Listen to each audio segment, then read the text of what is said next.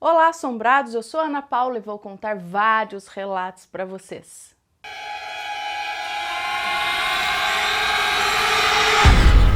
Histórias assombradas. Estamos começando mais uma coletânea de relatos, um combo aí de relatos, vários relatos muito legais para vocês. Aconteceu no IML. A moça que nos conta esse relato diz que ele vai tratar de um acontecimento que se deu com a morte da tia dela. E aconteceu em novembro de 2013. A tia dela veio a falecer por conta de um AVC isquêmico. E ela faleceu na Santa Casa de Misericórdia. No entanto, por conduta médica, o corpo foi encaminhado ao IML do Hospital das Clínicas. No IML, eles estavam em 5 pessoas, sendo uma dessas pessoas o primo dela. Ou seja, o filho dessa falecida tia Aline.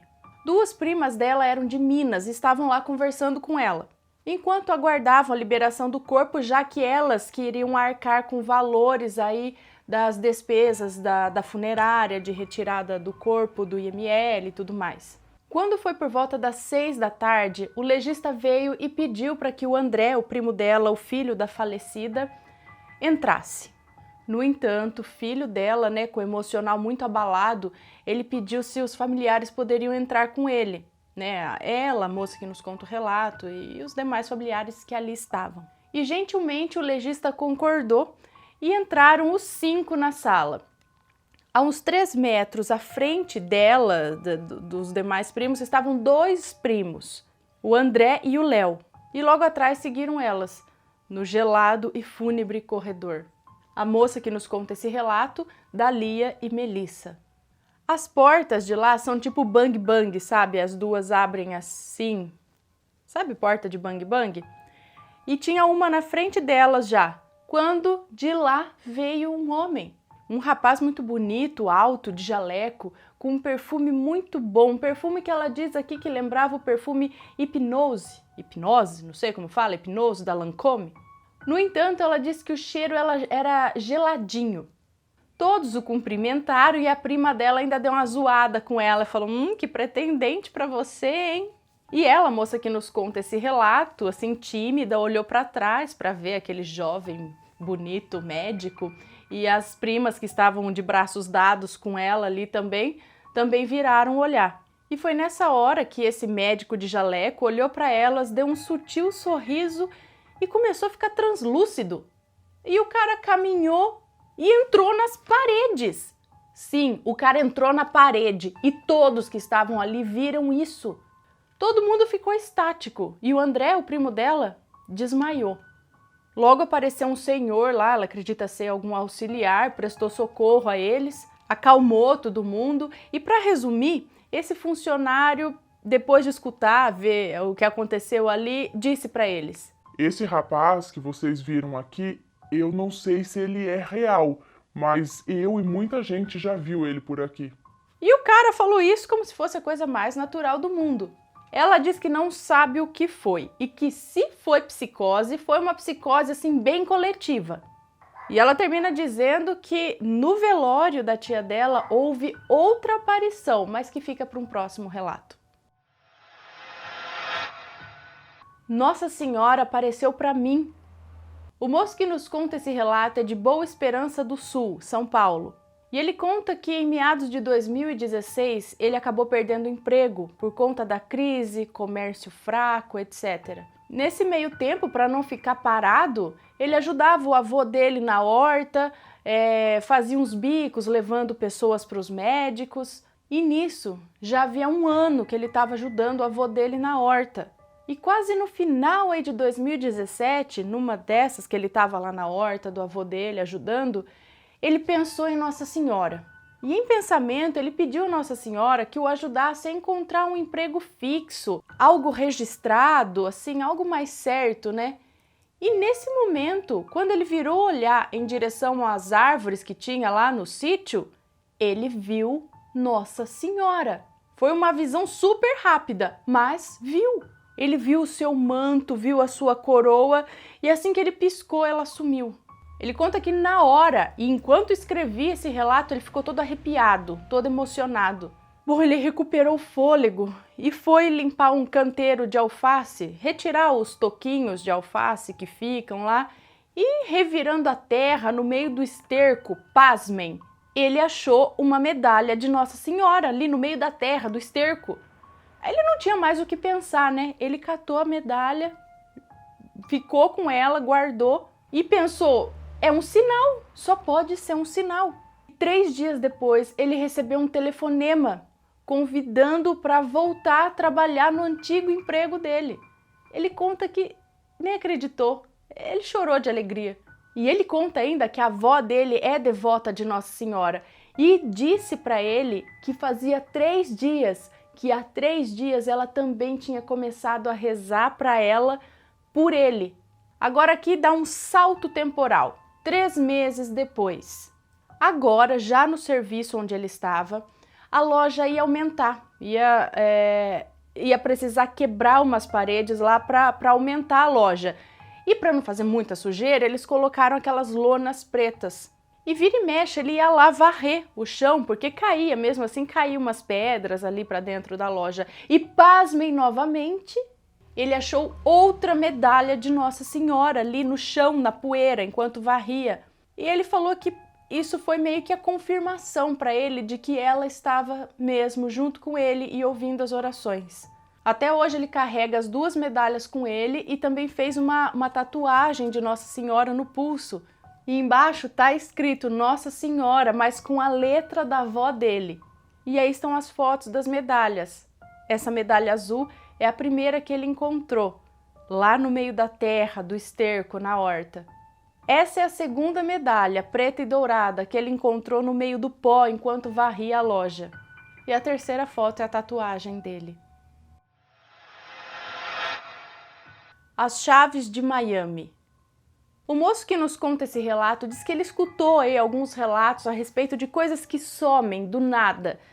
E ele se lembrou de algo muito bizarro, muito estranho que aconteceu com ele. No final da década de 90, ele viajou com um colega de trabalho para Miami. Na época, ele trabalhava na Varig e constantemente ele estava no exterior. E numa dessas viagens, ao retornar para a casa dele em Salvador, ele viu que perdeu o molho de chaves dele, que devia ter umas 10 chaves. Tinha lá desde as chaves do portão da casa dele até as chaves do trabalho. E essas chaves estavam num chaveiro aí de tamanho médio de metal. E diz que todo esse conjunto dava para ser acomodado na mão, mas não dava para fechar a mão devido ao volume. Então era um molhão de chaves assim, né? Ele descreve isso para vocês terem a dimensão do tamanho daquele molho de chaves. E ele conta que ficou puto da vida, porque ele não podia entrar em casa depois de uma longa viagem cansativa. Era hora do almoço, tava um calor do caramba e ele morrendo de fome. Não tinha o que fazer, além de chamar um chaveiro, pagar o olho da cara, porque era final de semana, e os chaveiros já cobram caro quando vão a domicílio, né? Imagina no fim de semana. Bom, ele fez as chaves da casa e as chaves do trabalho ele providenciou ao longo da semana. Bom, passou-se alguns meses e ele foi convidado a muambar de novo em Miami por um outro colega de trabalho. Como assim ele não gostava muito de ir para Miami, só que não, né? Amava ir para Miami, né? Acho que eu também amaria se um dia eu fosse, nossa. Enfim. Então, como ele amava ir para Miami, ele logo marcou essa viagem para 2 semanas depois desse convite. E lá foram eles. Saíram de Salvador num voo noturno e ao chegarem em Miami na manhã seguinte, eles foram para o mesmo hotel onde ele tinha ficado da outra vez. Quando eles chegaram no hotel, que era assim num estilo anos 80, e ele diz aqui como quase tudo em Miami, ele foi desfazer a mala dele para pegar uma nova muda de roupa, né? Que ele ia tomar um banho e tal, trocar de roupa. Porque ele levou uma mala grande de fibra, vazia, com uma mala menor dentro dessa. Uma mala menor, uma mala de mão, dentro da mala maior.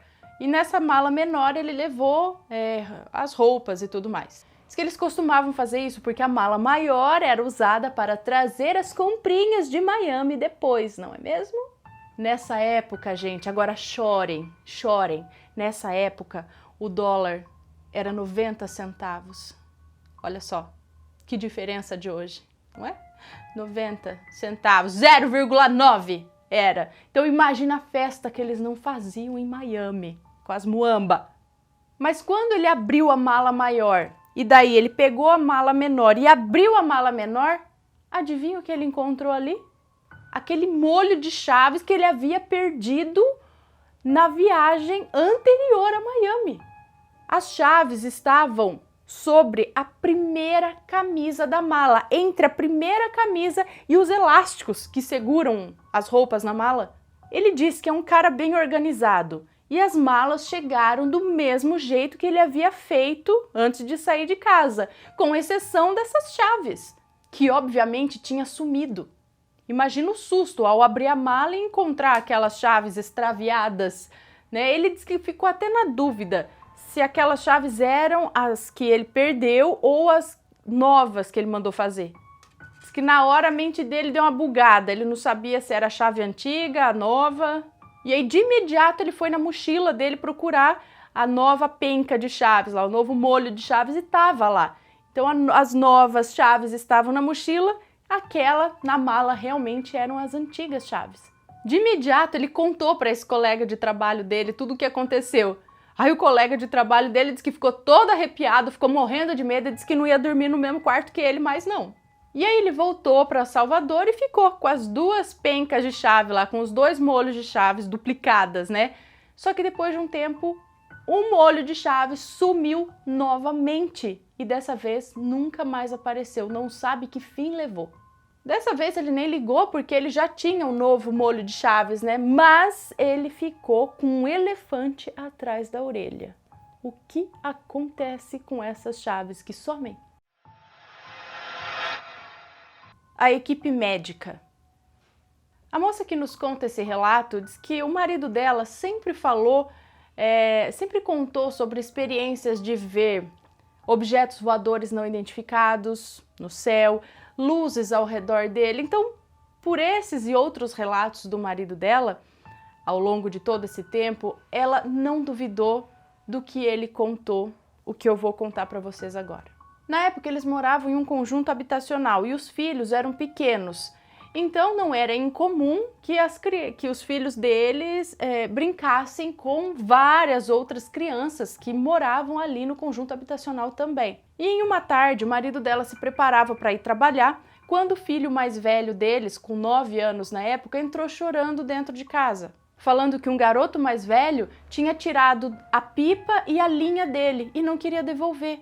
Como o marido dela ainda tinha um tempo antes de ir para o trabalho, ele decidiu descer, porque é um conjunto habitacional, na verdade, com apartamentos. Então ele resolveu descer e conversar com o menino, para tentar resolver a questão, afinal, né, não é certo. Mas não deu certo.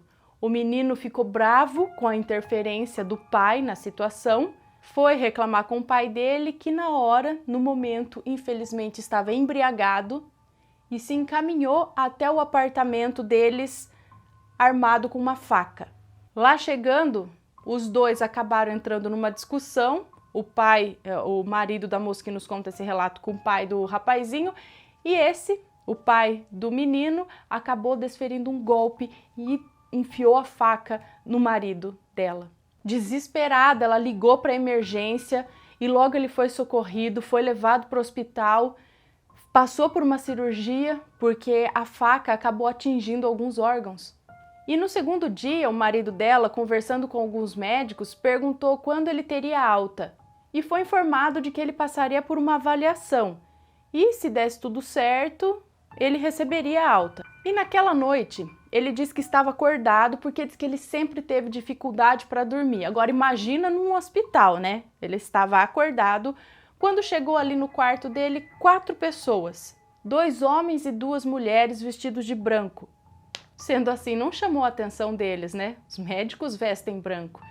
E aí os 2 homens se aproximaram dele e começaram a avaliar, olhar, dar uma examinada nele. E os 2 homens conversavam entre si, dizendo que ele estava respondendo muito bem ao tratamento, que ele não teria sequelas e ele voltaria a ter uma vida normal. E apesar da boa notícia, ele ficou intrigado porque aqueles 2 médicos, aqueles 2 homens, conversaram entre si, mas não dirigiram uma palavra a ele, ao paciente, não falaram nada com ele.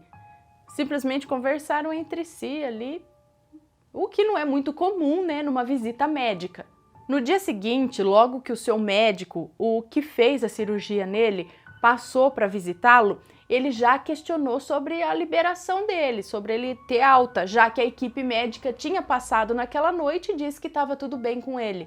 Mas com cara de espanto, o médico perguntou quando que passou essa equipe, já que o horário desse tipo de acompanhamento é sempre pela manhã. E ele mesmo, o próprio médico, fazia parte dessa equipe que iria avaliá-lo. E o marido dela falou que foi por volta das 10 horas da noite, porque ele ainda estava acordado e o enfermeiro tinha acabado de dar uma injeção nele e ele perguntou que horas eram. Então era por volta das 10 horas. Mais assustado ainda, o médico foi conversar com enfermeiros e ajudantes ali para saber sobre isso, mas nenhum deles, ninguém viu ninguém fazendo visita lá, nenhum enfermeiro, nenhum ajudante viu algum médico fazendo visita, muito menos uma equipe médica visitando pacientes às 10 da noite. E apesar de achar estranho o ocorrido, o médico confirmou o diagnóstico e sim, realmente estava tudo bem com ele e ele pôde ser liberado e teve alta. E apesar de um tempo de repouso, ele se recuperou muito bem, realmente não teve nenhuma sequela, como tinha dito aquela equipe médica. E ela termina dizendo que talvez sejam médicos desencarnados que ainda ficam nos hospitais ou espíritos de luz que ajudam quem está enfermo, quem está acamado, ou são anjos, a gente não sabe. A questão é que aquele diagnóstico estava correto e ajudou muito o marido dela a passar aquela noite no hospital e a se recuperar no tempo seguinte. E ainda mais fazendo com que eles acreditem realmente que não estão sozinhos nas horas que mais precisam. Aliás, que ninguém está sozinho nas horas difíceis. A Rua do Outro Universo? A moça que nos conta esse relato tem 47 anos e mora em Curitiba. Mas o relato aconteceu com ela quando ela tinha 7 anos de idade e estava em suas férias escolares na sua cidade natal. A cidade natal dela é a sede de um dos batalhões de Minas Gerais. Por isso, a cidade possui um bairro fechado, onde estão as moradias e toda a infraestrutura militar, escolas, casas, prédios administrativos, espaços para treinos. E esse bairro é conhecido como Vila Militar. E as casas são separadas conforme as patentes, sendo as casas menores, que é a maioria ali, para os oficiais graduados. Depois vem as casas médias, que é para patentes intermediárias. E as maiores casas são das patentes superiores. Porém, é claro, a casa maior e mais bonita pertence ao capitão. E ela gostava de chamar essa casa de castelo, porque além dela ser a maior e a mais bonita, ela ficava no centro do batalhão. E possuía um jardim enorme, bem cuidado. E ela conta que os pais dela eram amigos do capitão. Então, sempre que eles iam visitar a cidade natal, eles passavam e visitavam o castelo do capitão. E em uma dessas visitas, ela foi brincar de bola sozinha na rua, porque ela disse que amava brincar sozinha com os amigos imaginários dela. E na época não tinha perigo, ainda mais que ela estava dentro da Vila Militar, né? E domingo era um dia morto, onde só se escutava Silvio Santos e futebol na televisão na casa das pessoas. Bom, na brincadeira ali com a bola, ela acabou deixando a bola escapulir e a bola foi quicando e foi descendo a rua. E ela foi atrás da bola e quando conseguiu alcançar a bola, quando ela foi pegar a bola, ela percebeu que estava indo para uma curva que ela não conhecia. Ela conta que era como se a rua fizesse um U. A rua, ela foi descendo... Vamos dizer aqui, ó. Ela foi descendo a rua aqui, de repente tinha uma curva.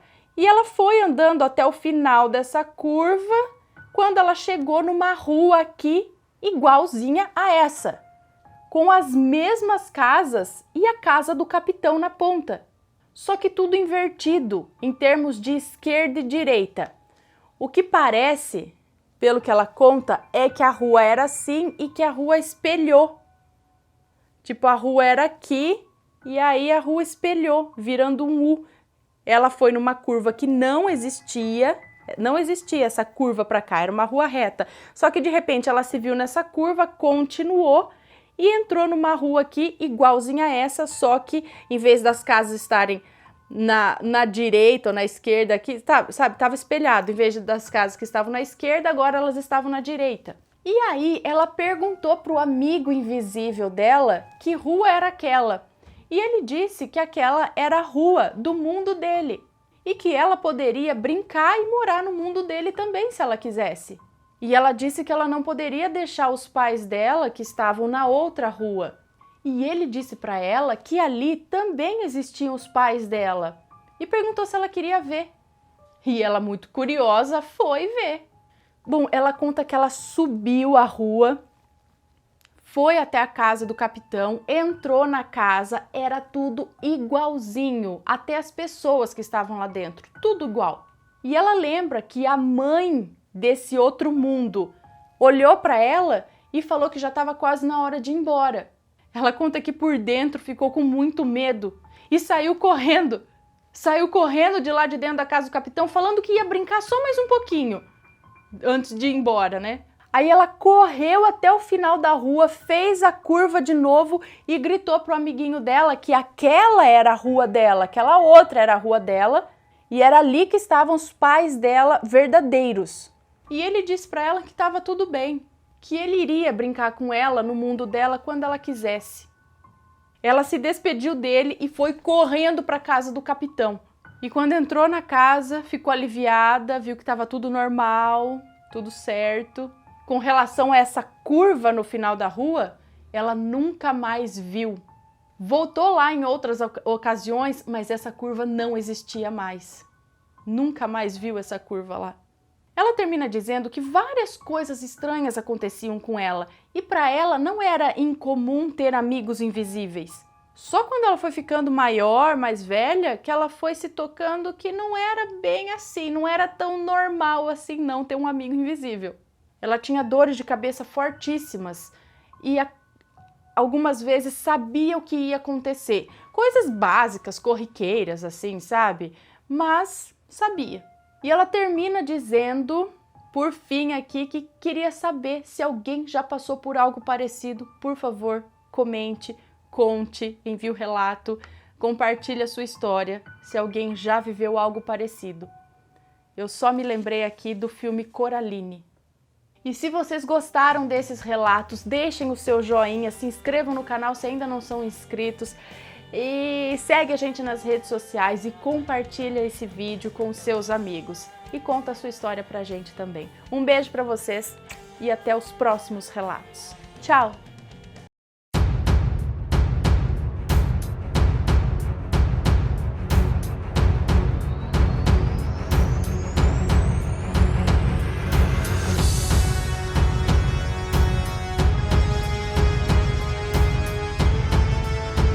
Fala, assombrados, eu sou o Matheus. Eu sou a Ana Paula. E nós estamos aqui para trazer uma notícia sensacional para vocês. Queremos convidá-los a fazer conosco a primeira viagem ufo-arqueológica do canal Assombrado.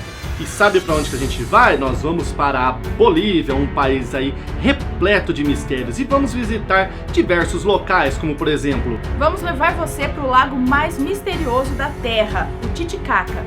Vamos passar também pelas ruínas de Pumapunco, que possui blocos pesando toneladas cortados como se fosse manteiga. Tecnologia de fora da Terra? Visitaremos a cidade de Tiahuanaco, que remonta a milhares de anos atrás. Vamos ver também a Porta do Sol e o Templo de Kala Sassaya, com os rostos esculpidos em suas paredes e que lembra uma reunião de seres extraterrestres.